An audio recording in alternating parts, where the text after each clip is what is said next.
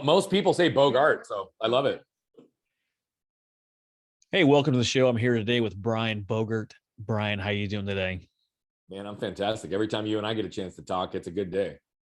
I don't think everyone really understands that. Like, if you get a chance to hop on my calendar, you should probably do it if you're listening to this. But Brian is a human behavior and performance coach, and he's on a mission to impact a billion lives. A billion? That's a billion with a B? Billion with a B, brother.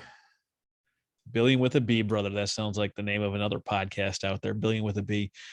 Tell us how this works. What do you do? How does it impact the people? Yeah. So I think it's important to give a little context first. So if you'll bear with me, I want to just tell a short story because this will lead us right into the rest of our conversation and it'll help answer that question.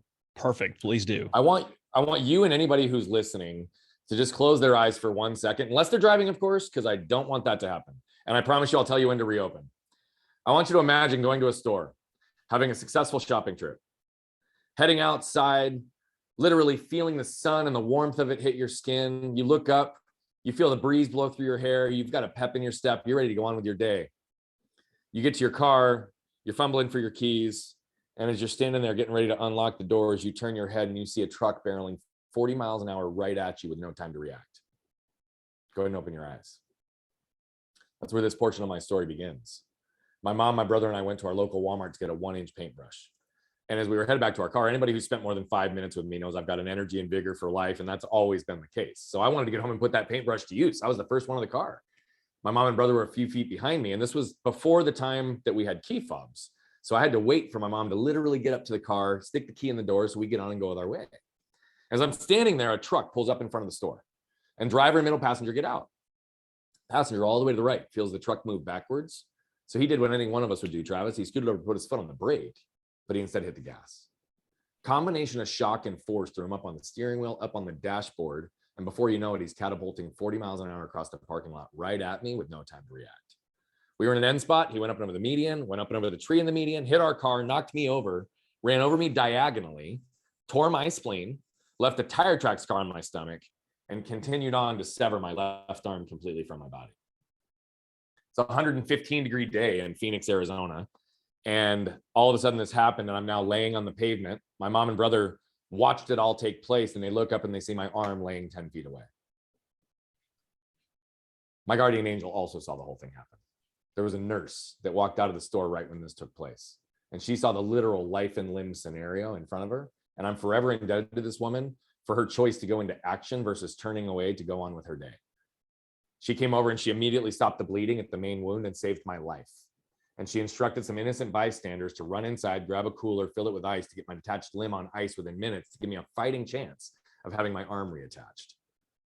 And so I know that many people were not expecting it to go there today, Travis. What I know is that I have a very, very unique story. But what I also know is that we all have unique stories.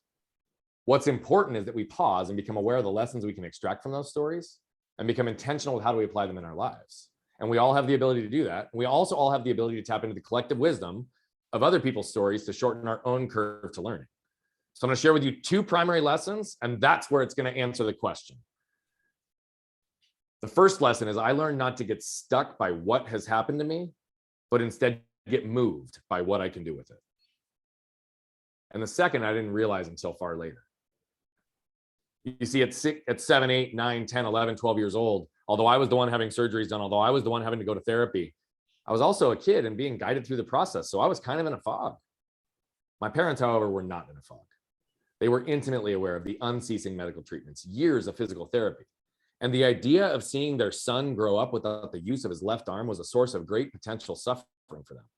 So they willed themselves day in and day out to do what was necessary, to do what was tough, to embrace the pains required to ultimately strengthen and heal me. So whether it was intentional or not, what they did was they ingrained in me a philosophy and a way of living, which is to embrace pain, to avoid suffering. And I believe when this is done right, this is also where we gain freedom. So it's these 2 techniques that I've used to not only overcome this unique injury, but how my business partners and I built our last business to over 15 million within the span of a decade. And now how I flipped that on its head as a human behavior and performance coach to help individuals and organizations, just like you, just like the people listening, become more aware, more intentional in who they already are their most authentic selves. Because I think this is when magic happens and the door starts to crack to perspective, motivation, and direction. And I genuinely believe that if we can reduce the level of suffering on this planet, that is the only way that we give people the opportunity to experience joy, freedom, and fulfillment. It's the only way that they as individuals can stand up on their own 2 feet, not only confident, but convicted in who they are, knowing that the world's not going to just accept them, but will embrace them for exactly who they are. And it's when these things start to happen that we remove so much of the resistance and energy drain that takes place and creates suffering in our world. And I believe that if we do this, if we impact 1 billion lives, we just might have a chance of leaving this world a better place for my kids and my grandkids. And that's a fabulous story and a fabulous perspective. I know that I've shared my story many times on this program, and we've talked about different things. One of the things I like to say is it's not your fault that the thing happened, but it's your responsibility to heal from that trauma, move forward, and use it to empower others. I'm smiling right now because I have never heard anybody else use those exact words except me. And that doesn't mean that other people don't say that, but I literally often say, is the fact that I suffered from shame my fault? No, but as soon as I become aware of it and I become aware of the damage that it's created, it's absolutely my responsibility, right? It's entering into a conversation with my wife and whatever triggers she may be carrying with her as a result of the way she was brought up or the way that she's been conditioned, right? Is that my fault? Absolutely not. But is it my responsibility as her partner to try to learn and be sensitive to where she may be triggered so that I don't have to put her into that defensive place? Absolutely. So brother, man, I'm sorry. You saw me move because moved people move people, bro. And you are clearly moved. And the fact that you just articulated that as clearly and concisely as you did, and so in alignment with the same language that I talk about and teach about, it's not a coincidence that we have been connected and we continue to be further connected through every conversation. So I just had to pause and say thank you because that's a powerful lesson I hope everybody heard. It's the way that we're going to change our community, our state, our country, and the world is when we stop pointing the finger at other people and point it back at ourselves and say, what can I do to move forward? We can play the victim game, right? You can pick on any news channel you want to. Doesn't matter what side you're on. You can hop on social media, Twitter, and you can see the people that are fighting to see who can be the biggest victim. Or you can understand that by and large, the systems in this world are not designed to be against any person, group, or individual, and see, all right, this is a game. How can I play the game? What are the rules of this game? How can I change the rules, gain an advantage, and win in life? And that's what we're going to be talking about today. The secret sauce in the game is understanding who you are, who you're doing this for, and who you're trying to impact. And when you actually allow yourself to recognize that your unhealed pain will help you remain stuck. It will create more damage in your life, but that your healed pain, your healed processes, whether that's mental, emotional, physical, or spiritual, or perceived, by the way, your healed pain will actually become one of the greatest motivators towards whoever you want to become. And it allows you to actually remove some of the hurdles that limit what we all view as our entitled right to be free as human beings. Guess what? A lot of the constraints are because of the narratives of the world and the belief systems and emotional patterns that we've set up for ourselves to protect ourselves are actually what's keeping us trapped. It's not the outside world. It has to begin inside. And so that's, again, woo, Travis, man, I'm happy to be here with you today, brother. This is gonna be a fun conversation. It sounds like we could talk on just this microcosm of a topic the whole time, and we probably could and should. But we are really trying to figure out today these emotional triggers that we mentioned, how we either hit the emotional trigger or avoid the emotional trigger, depending on what we're trying to accomplish with different groups of people. What does that look like in the nonprofit world? Yeah. So let me start by helping people understand what are emotional triggers. And let me start by also talking about why they can be so damaging. And then let's apply it to the nonprofit world, because I think it's really important that we give context here. Emotional triggers are things that literally cause us to react based on prior experience in our lives, patterns that have developed in our lives, and the environmental conditioning that's existed as a result of them. The thing is I know that people and organizations often use these terms like I'm stuck, we're stuck, we don't know where to go. And I think what's interesting is most people think they're stuck because they have the wrong strategy and tactics in their life, right? If I just do this next 3-step system, if I go buy this next 7-step course on success, if I bring in a consultant to give me the 4 steps that's going to work for developing our culture, right? That we're going to unbreak the shackles that are keeping us stuck. We're going to break and we're going to move on. And it's not strategy and tactics. They're important, unbelievably important. And they will help you get places that you will never have gone if you get the right strategy and tactics. But that's not the shit that keeps you stuck. It's always a combination of emotional triggers, behavioral patterns, and environmental conditioning. And I believe the tip of that spear is emotional triggers, right? So emotional triggers are literally those things that cause us to react to things that maybe we don't understand. So, our wife or spouse may look at us and imply that we loaded the dishwasher incorrectly. And then all of a sudden triggers an element of shame and defensiveness in us that has nothing to do with our spouse. It has everything to do with the way our grandma talked to us when we were 5. But we don't actually respond that way. Instead, we react, and then we create damage because then we list, all the things that we've done to learn how to load the dishwasher properly to defend the fact that we actually did do it with the best of our intent. But instead, we're in this position because we were triggered. And so when we understand triggers, this is what we have to start to realize. Triggers are designed to be pulled. So you can let your emotional triggers pull you and cause you to react, or you can pull the trigger on your emotional triggers and choose to respond. Reacting creates damage, responding creates repair, and responding creates opportunity to move forward objectively and non-judgmental. So triggers look like shame and how that impacts people and the way they show up and their worth. It impacts the way that you go into a business meeting and a conversation literally might be for someone like myself who's loud and talks fast. Somebody just as simple as putting the show, you can't be that loud. Like, we're not going to get the result here, right? Which causes me then to shrink and feel badly about myself, change who I naturally am because the outside world couldn't handle who I was. And because I wasn't clear enough in who I was and unpack the shame, I couldn't put myself in a position to say, no, this is me, and feel comfortable and good knowing that that's not mine to carry, that's theirs. A trigger cause us to react. And so we have started to not give a 4-step system, but to bucket a thought process and a philosophy that people can apply to their own worlds to be able to take the inside out methodology. Problem with triggers is the outside world has already conditioned us to we need to move fast. We need to actually move forward. We need to be able to do things. So don't let your emotions affect you. Don't let them affect. Don't even pay attention to them. In fact, let's just shove them down.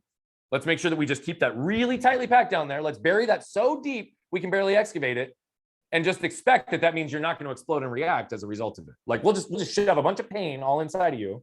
That's what the world teaches us. They teach us to move, and we'll come back to what that looks like. But the inside out, right? It actually starts with awareness. We have to become aware. First and foremost, our minds process 11 million bits of information per second, but we're only consciously aware about 40. What that says, we're largely led by the unconscious. So until we go through a systematic process of moving the unconscious to the conscious, the unaware to the aware, we're going to feel like a victim. We're going to feel like life is fate, like we have no influence or control over our destinies. Right now, we're about to literally unpack the secret to help anybody move through this and become free in their own world based on their own definition of success. But it starts with awareness. We got to become aware that we're affected by an emotion, whether it's anger, whether it's fear, whether it's scarcity, whether it's shame. And oh, by the way, a little secret here. I think 95% of people are suffering in some capacity from some element connected to shame. Shame is the ultimate wolf in sheep's clothing because it literally manifests as all these different things: perfectionism, defensivism, all of perfectionism, all the way aboard. How do I get defensive? What are the standards I'm setting for myself? The worth, the scarcity.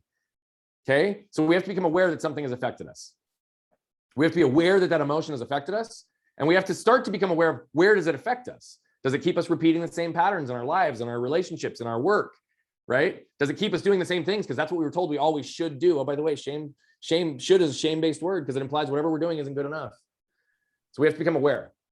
The second step is then we have to own it. Okay? Ownership looks two ways.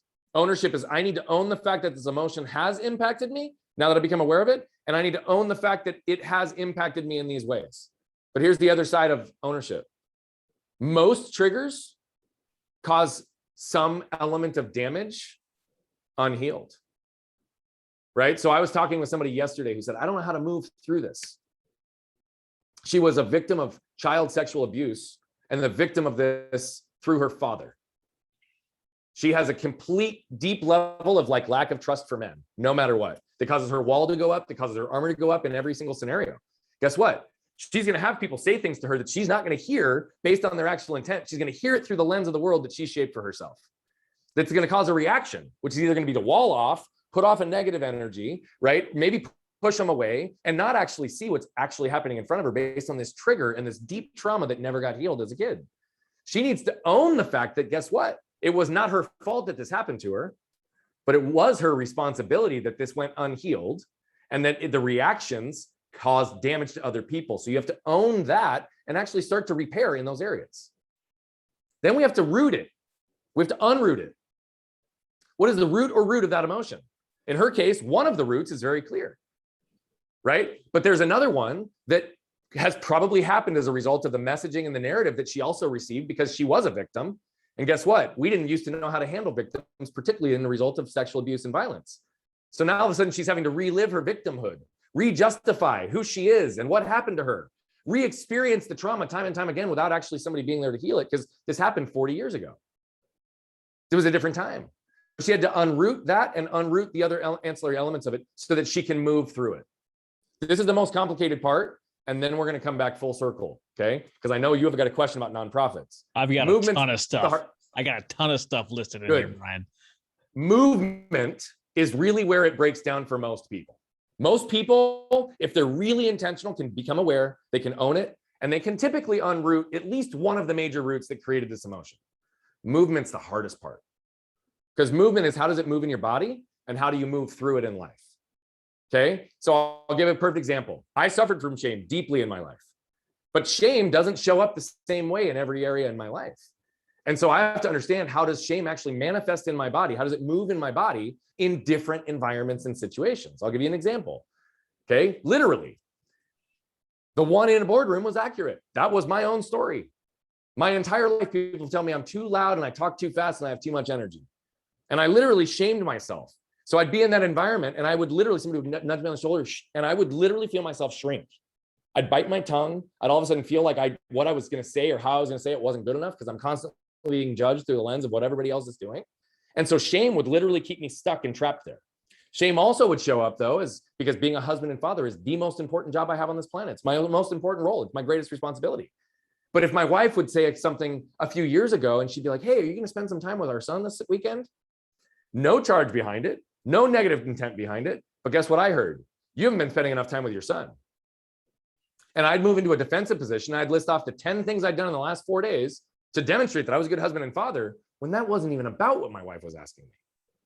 But I would turn to a defensive and anger, right? So 2 different situations, both based in shame that moved in my body differently.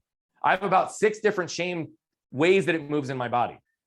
This is where it breaks down for most people because it doesn't look like the same thing, but guess what? That's what it is. It's rooted in shame. So when I can see the 6 different ways that it happens, then I can start to identify and match patterns to those triggers, how I'm getting triggered and how it moves through my body, so that I can pause in those moments, ask myself, is this true or is this based in my trigger? And actually move through that in a different path to recreate new patterns, both for myself and break the generational pattern of how I've learned to grow up in this world and operate. Which again, isn't just because of my parents, it's because of the environment, employers, teachers, coaches, the messages that I've ingrained because of the view I have in the world. Triggers have to be moved through. And it's highly complex because I told you I have 6 different shame ways that it moves in my body. I have over 50 shame triggers. It's highly complex. But when I can actually start to recognize that and move through this, that's when you get to become free because they no longer trigger you, they can flow through you. You can actually now have influence and control over the way you show up. I'm going to pause because I know I just dropped a lot. You did. I want to unpack some of this and I'm going to try to relate it to something I've learned recently. And it's going to be a lot, just like you. I want to see if it's along the same lines or if I'm completely out of lunch. Yeah. So I went down to a conference and we talked about how to reprogram your mind was one of the things that we talked about.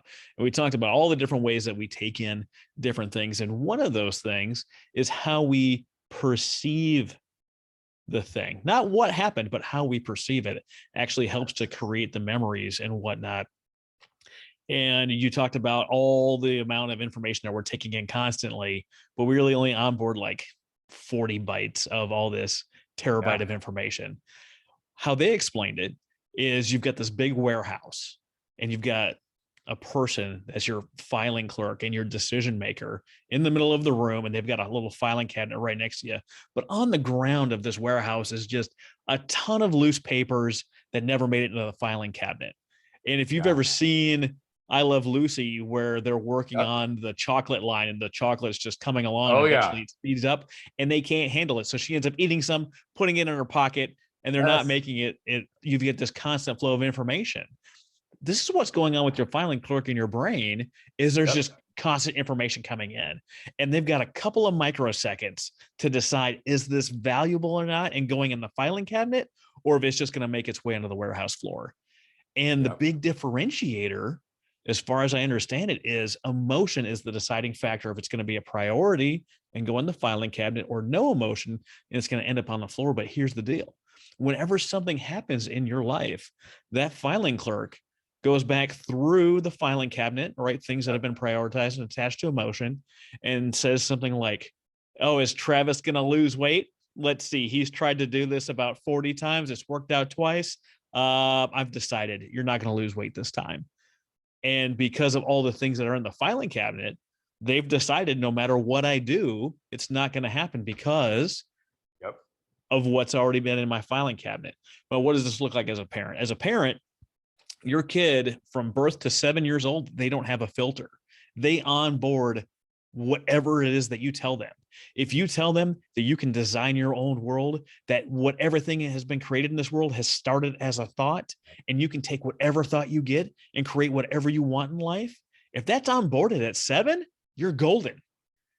That's your operating system. You can do whatever it is they told you. But if they told you that you're dumb, or that someone else is responsible for your problems, or this type of person is the bad guy, that's their operating system that they're going to operate on until they start creating enough new files to change that narrative. They reprogram their operating system. Yeah. Is that how you understand it? So you're spot on. Here's where I want to take it a thought further, because directionally it's 1,000% in line. Okay. But here's a thought. What if that filing clerk could be neutral in every moment? Neutral, objective, and non-judgmental. What if that filing clerk could do exactly what you just said and recognize that perception? Ryan Holiday in The Obstacle Is the Way has one of the greatest quotes, because it aligns so much with the way I view the world, right? He says, there is no good or bad without us. There is the event that happens and the story we tell ourselves about it. When you look at emotional triggers, all emotional triggers do is literally shift the lens that you're viewing a situation through to already have a bias. That's all it is. Right? I told you about the situation with my wife. I told you about what happens in a boardroom. I told you about this one woman that I was talking with yesterday. We have a bias that we have shaped a worldview around that, oh, by the way, doesn't always need to exist. So if we have those couple of milliseconds, but we have a clerk that truly can be neutral, objective, and non-judgmental, like that's where true freedom comes from. Mm-hmm. What we're talking about, though, is the only way to do that is that filing clerk's got to do some double duty for a little while. Because that filing clerk has to go back in all of your old files and actually start the reprogramming process and start to recognize, okay, well, it's this one that I filed back when I was age 12. Well, guess what? Like, I actually did have a jaded lens in the way I was viewing that. And so what it actually did was create a pattern that put me into environments that only conditioned that belief system. And so I've never actually been able to reprogram it because I haven't spent the time in that, right, to go back and do it. So if we don't look at it as, oh, I've got a millisecond to determine where I file it, but we look at these things as not a matter of time, but a matter of place and fit and alignment of who we are in our thought process, then that filing clerk, once they do double dirty and clean up all the old files, which is what I'm talking about, that process of going through aware, own, unroot, and move, that's literally putting your filing clerk in double duty. Because they have to not only do this real time, but you have to also go back and actually start to reprogram the old historical beliefs and challenge yourself on, did I see that as good or bad? What was the actual event that happened? What story did I tell myself about that accident? And when I talk about pausing to become aware of the lessons we can extract and becoming intentional with how we apply them in our lives, that's what I'm talking about. Like go back and look at the events, do the work. Because that filing clerk, once you do all the historical stuff, once they do double duty, now all of a sudden they become like a hyperspeed moving machine in real time and forward pace where you're truly unlocked. So when we work with people in a high capacity of coaching, that's truly what we're getting them to is how do we unlock their potential by allowing them to see themselves accurately, by allowing to see themselves more clearly, and allowing them to see who they can become without limitations based on what the narratives of the world have shaped in their own filing system. So your thought process is exactly right. What I'm trying to challenge is how do we put that filing clerk into intentional action, both historically, real time, and future focused? Yeah. How do you do that folder cleanup? I think is what you're just talking about. When you mentioned that someone said something like you're being too loud for the situation that caused you to shrink, one of the ways we can adjust that filing clerk and what they do is because they've got nonstop information coming at them. Always. If we can delay the process just a little bit, and we can do this by asking questions like, is this person, someone calls you a jerk, be like, is this person an expert on jerks? Are they qualified to give a qualified opinion on this matter? Right. And if you can delay it just a couple of moments, you prevent new negative files from getting in your filing cabinet. Correct. And you can add, because we have perceived things that we can put into our mind to add new positive files. I know there's a little story floating out there about Dennis Rodman, who's always listening to his headphones. And every time he was asked, he's like, what is this? And he's like, it's Pearl Jam. And one of his coaches came up to him one time. He's like, hey, what are you listening to? And don't say Pearl Jam. He took off the headphones and put them on the coach. And he was reprogramming himself. It was his voice. It was his recording. He said, Dennis Rodman is the greatest rebounder of all time. Yeah. Dennis Rodman gets all rebounds over and over and over again. I don't know everything that was said, but he's adding new files in his voice. So in the moment, the ball's up in the air, he jumps up while file clerk goes, I don't have time historically to check everything, but the last 45 files says Dennis Rodman's getting this rebound. Right. That's right. right. It's decided. The file clerk says, you got it. And his hand goes up and he's got the ball. And then he's then reinforced because you attach emotion to what just happened. You reinforce a bigger file. A positive associated way. Absolutely. Yep. And what he's done is he's created a system to make sure that his internal voice is louder than the voices of the world. Yes. Which is something that we talk about a lot. And so I'm going to hit on, again, we're just going to ebb and flow here because like you dropped some really amazing things just there. You're right. The thing is what do we do in that moment? Right? When I said we can pause in the movement phase, those are the moments that we can pause and ask ourselves if this is true. That's also the moment when we pause to take a breath. And oh, by the way, our filing clerk in that moment, we don't have to process real time in that moment to know what to do with it. We can also instruct our filing clerk to be like, okay, observed, put this over to the side and earmark it because I need to come back and revisit the situation later so I can make sure I understand it unbiased, right? Because then once we do it, we can go back in and be like, okay, and ask those questions because we don't always have time in the moment to ask the questions to clarify. Where it gets really cool is when we can start to ask the questions real time to challenge the thought in the room. That's when the energy really changes. And that's great, but it has to start with the internal questions we ask ourselves because it's like, do I put credibility in this? Should I listen? Do I need to? Like, how do I feel about this? Was I out of line? What could I do differently next time based on what that experience was? What was happening on the other side? Was the person that I was actually talking to responding in a way that I was unaware of? Was my speed, my cadence, my tone, my volume actually putting them off where the outcome is going to be derailed? If that's the case, guess what? That's my responsibility, right? So the reality of it is you just have to see it for what it is. And I've dangled this awareness thing I've used this analogy recently that I'm starting to really like. It's almost like you have a microphone that's hanging from the center of the room. And it's a 360-degree microphone that can pick up everything. Understand it. Again, neutral, objective, non-judgmental. Your filing clerk is receiving all these variables and information in a way that it knows what it is. You just see it. But then when you can move your consciousness from a place that you do that to now I've got a really directional boom mic, because I need to hone in and focus here. Right now, I need to hear this and process it and understand it. When we can start to do that from a place of consciousness, that's when we really start to change the game, right? Dennis Rodman, that's all he's doing. And what he's doing is buying into a philosophy that we believe into, which is I am statements.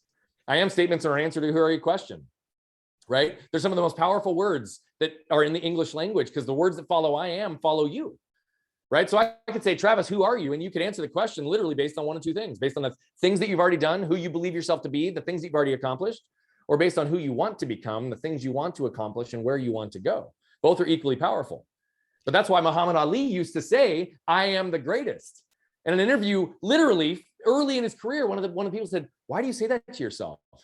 And he said, because I started saying it to myself early and often, long before I believed it, and certainly before the world knew who I was. But I told myself if I could say it to myself early enough, often enough, and consistent enough, that I would soon believe it and the world would soon follow.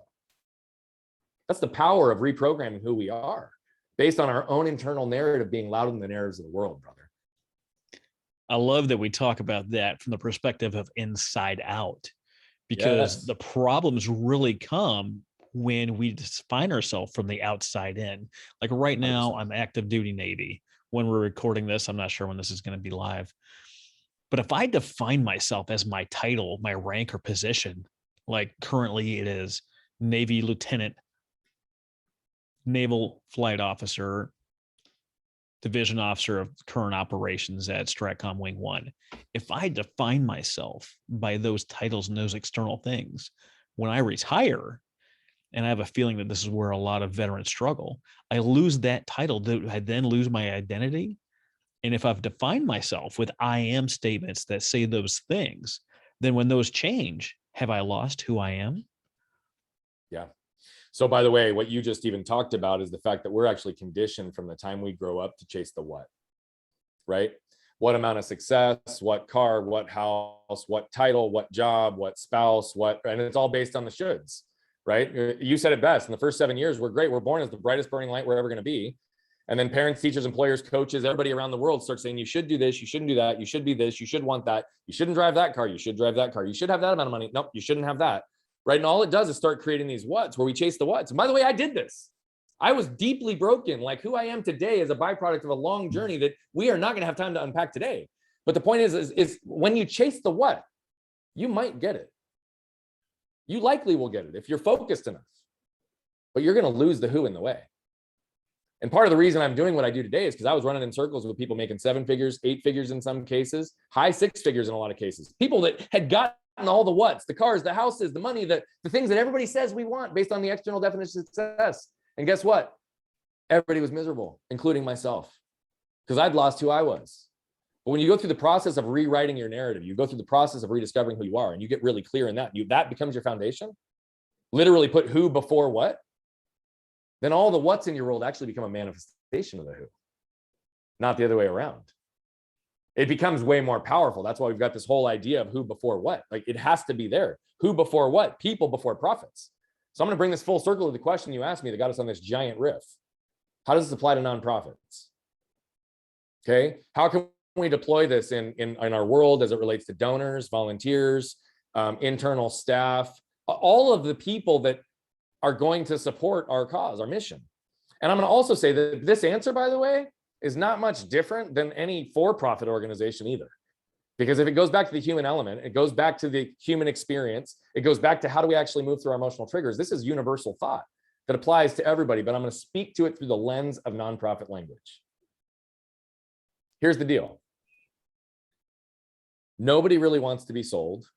Nobody really wants to be put on a defensive. Nobody wants to feel like they should have to do anything. Nobody wants to feel in a position of expectation. Right? What we all desire, the human experience, if I boil it down to 4 things, we all want to feel safe.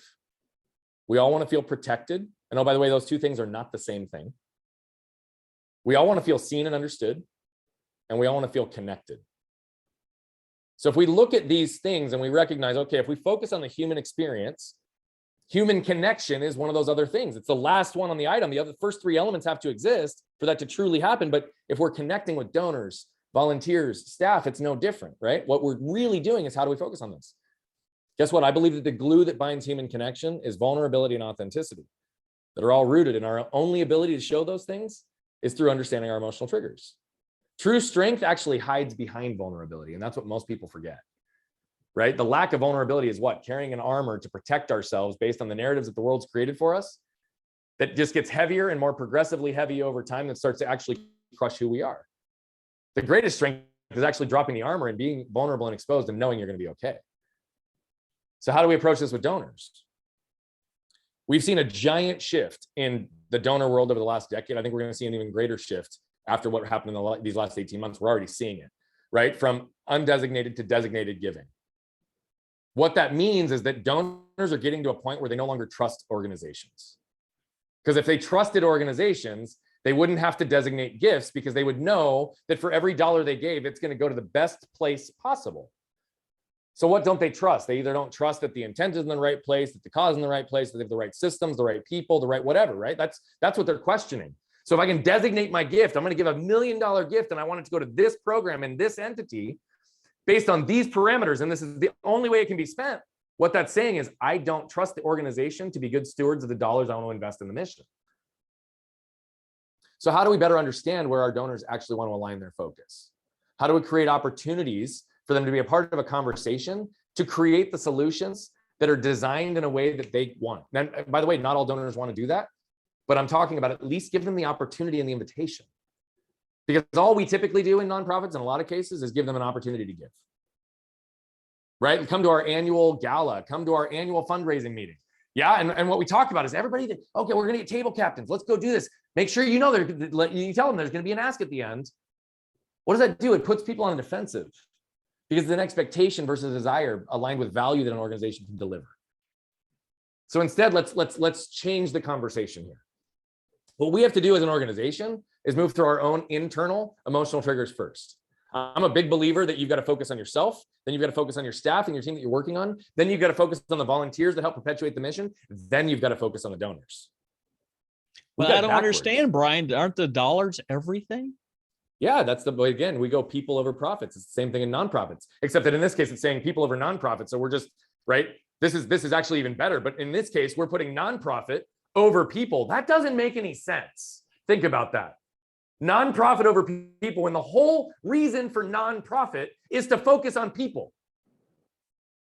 Nonprofits exist to benefit people in some way. Systems, resources, right? Quality of life, like that's all nonprofits do. They focus on benefiting other people. Yet we lose that. We're like, we got to focus on generating just the dollar first, because otherwise we can't. Focus on people first and start internal. Build a culture, build a brand, build a system where your folks internally feel safe. They feel seen, they feel protected, and they feel connected to the cause, the mission, and the leadership. It's got to start at the top.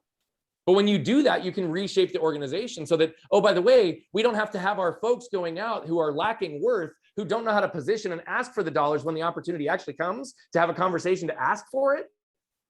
But here's the beautiful part. If you do all this right, you never even have to ask. Because they're going to see it's so logical to give in this place. Why wouldn't you do this?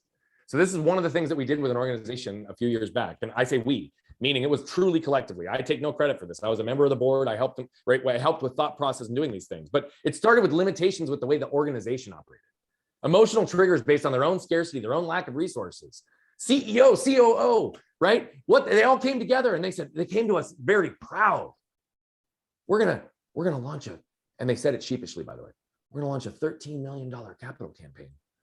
And we think if we do this over the next 5 years, like we can actually perpetuate some of the causes. We can rehouse some folks that, by the way, are veterans that have been displaced, that we've got a contract at this time. We might be able to bring in some, we can do all these things. And I was like, what? You're going to take 13 million over 5 years when your current operating budget is already $40 million?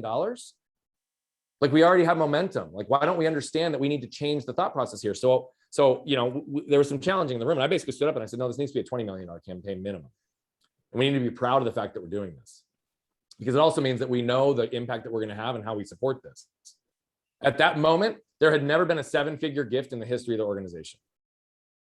Do you know why there'd never been a 7-figure gift? They'd never delivered a 7-figure idea.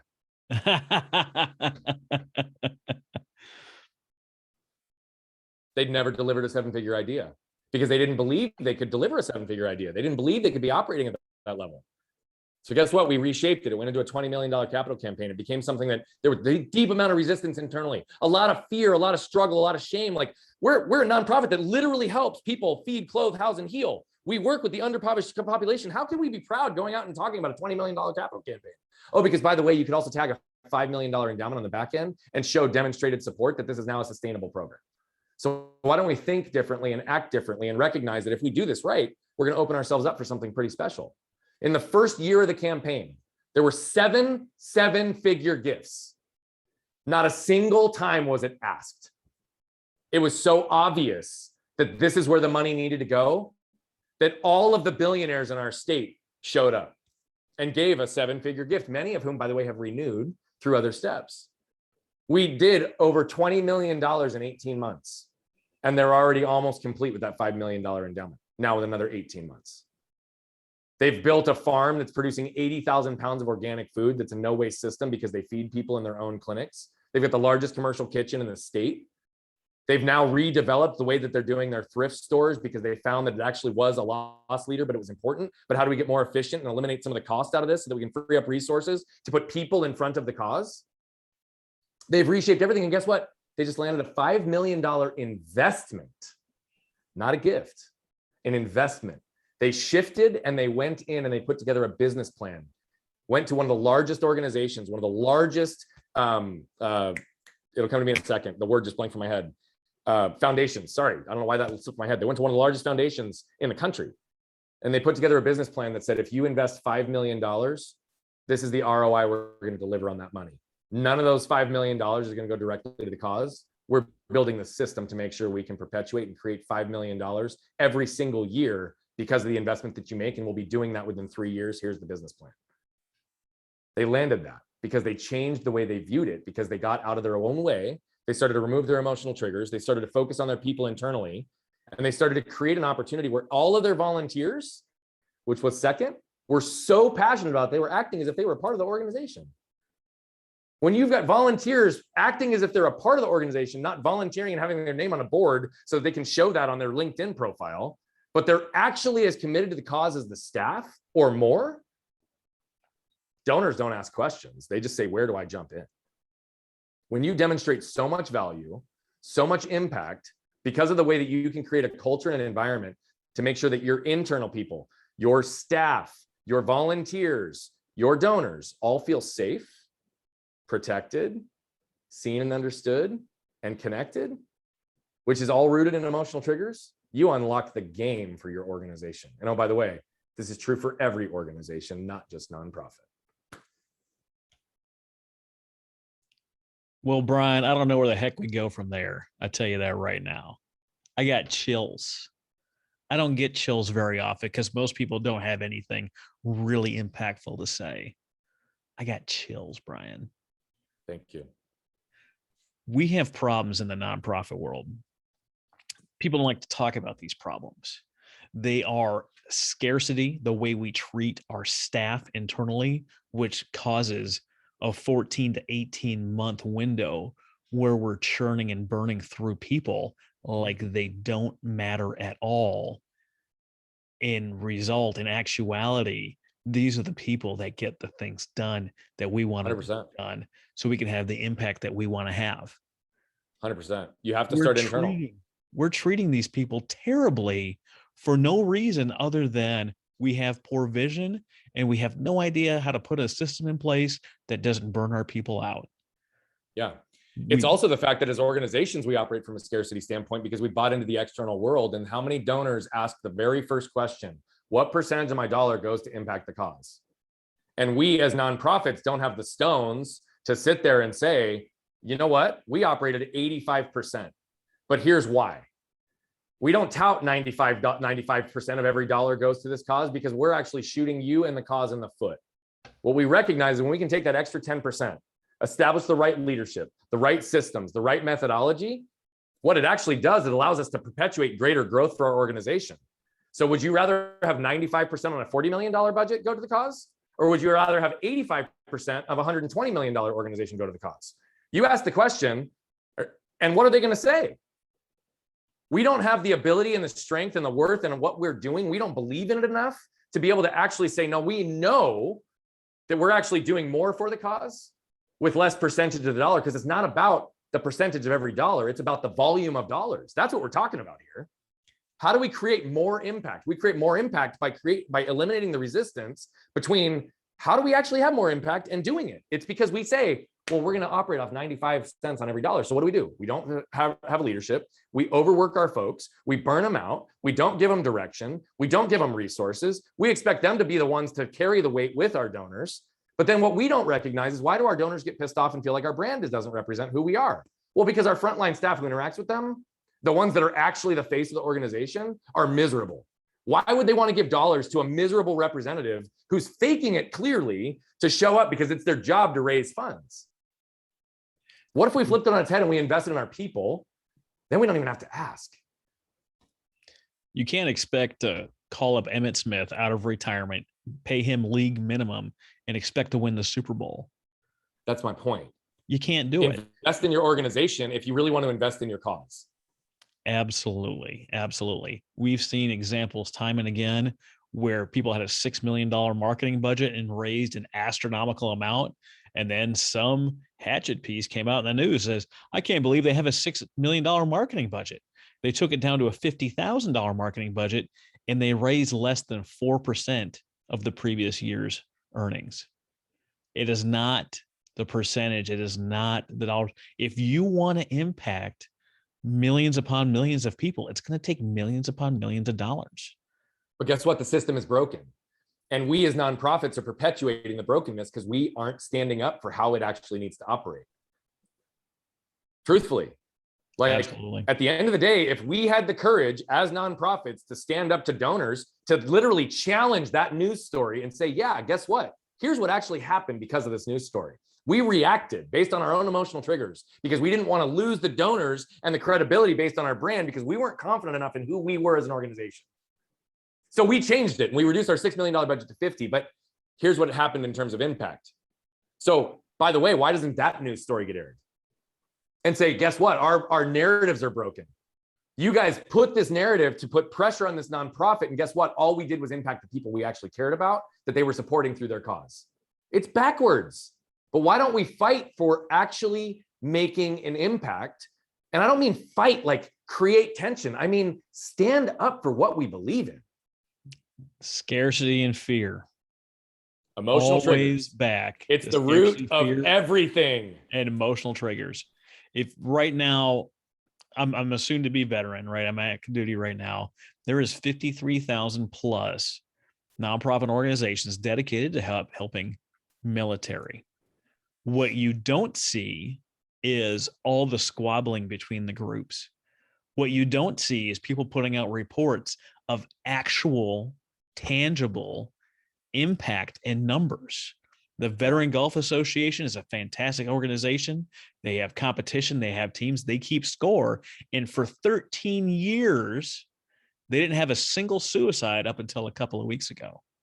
But why are they not putting out their successes of 13 years without a single person?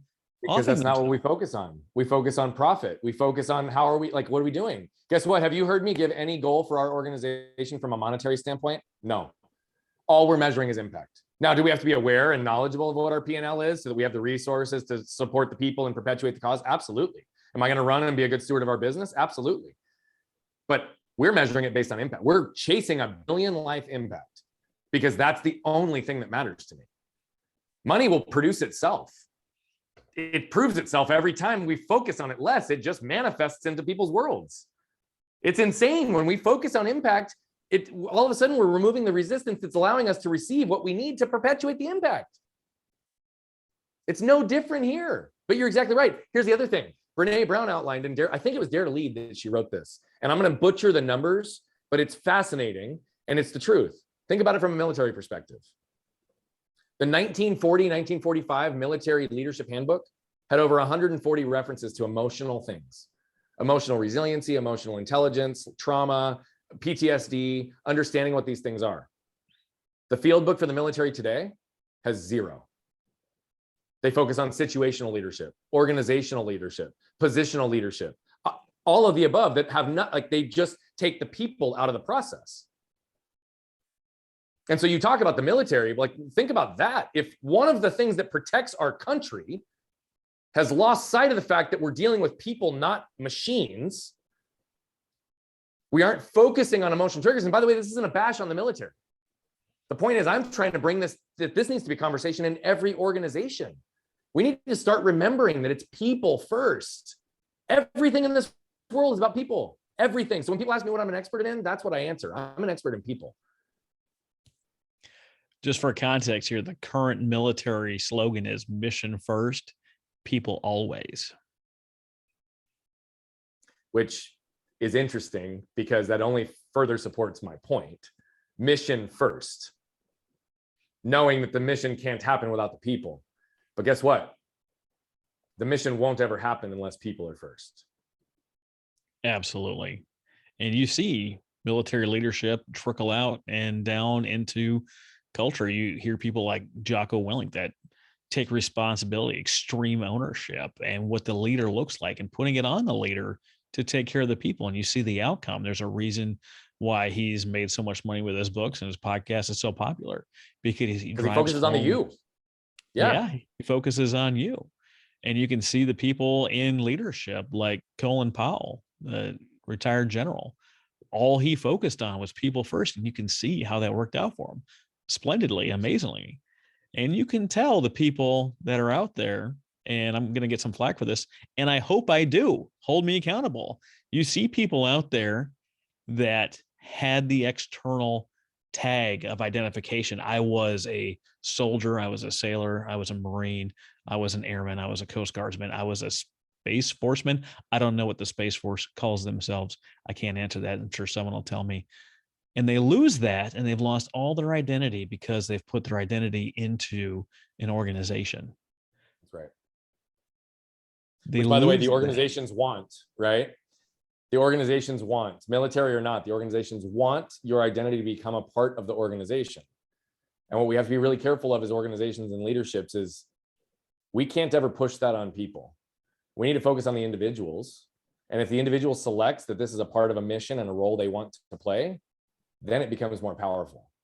But if we force that this is a part of your identity and we contribute to them losing themselves, we're actually shooting ourselves in the foot if we contribute to that narrative. Absolutely.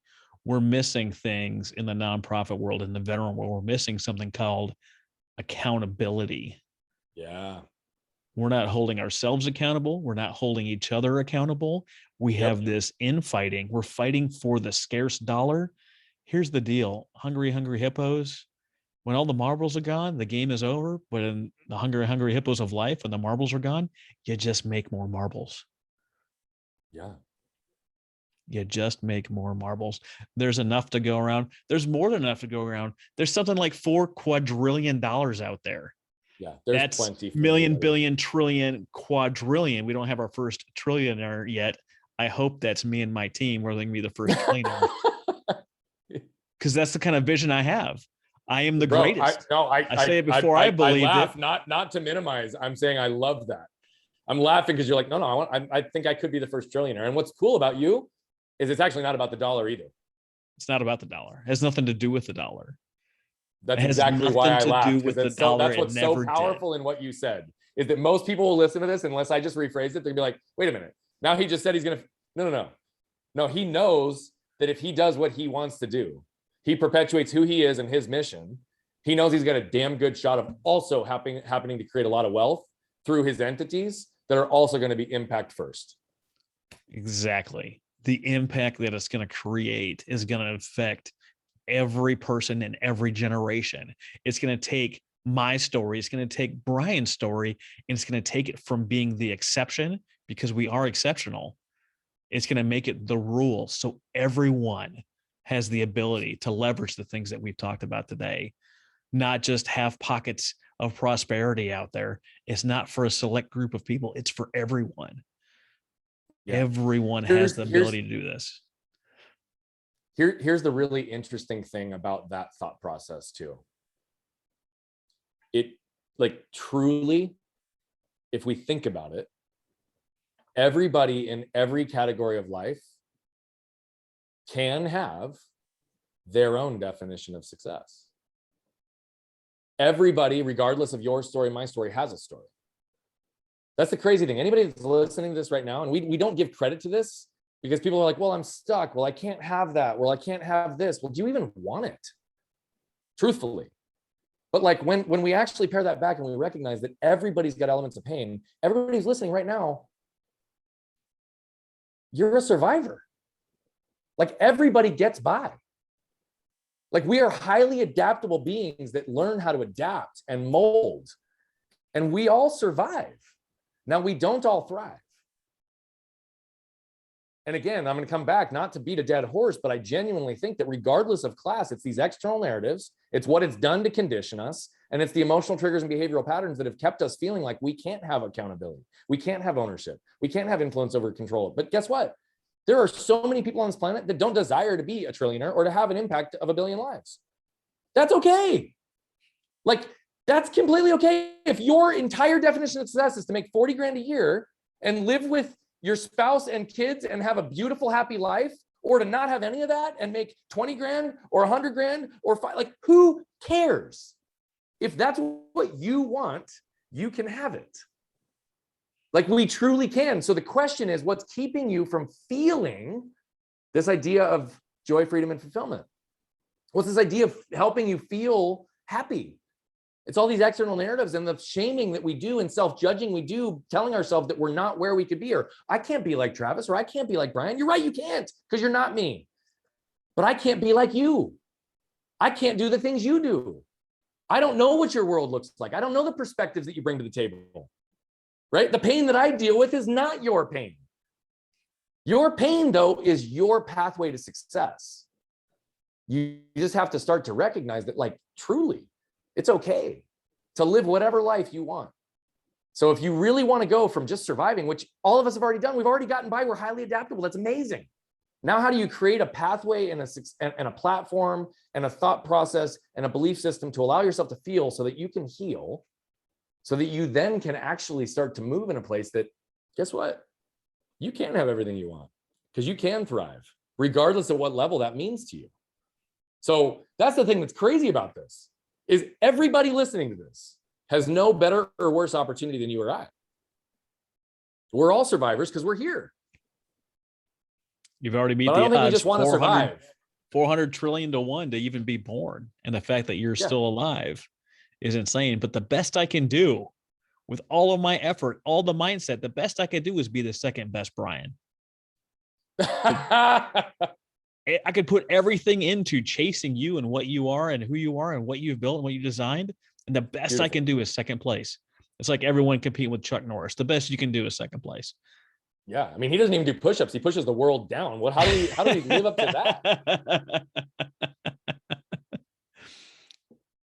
But that's the exact point, Travis. That is the exact point.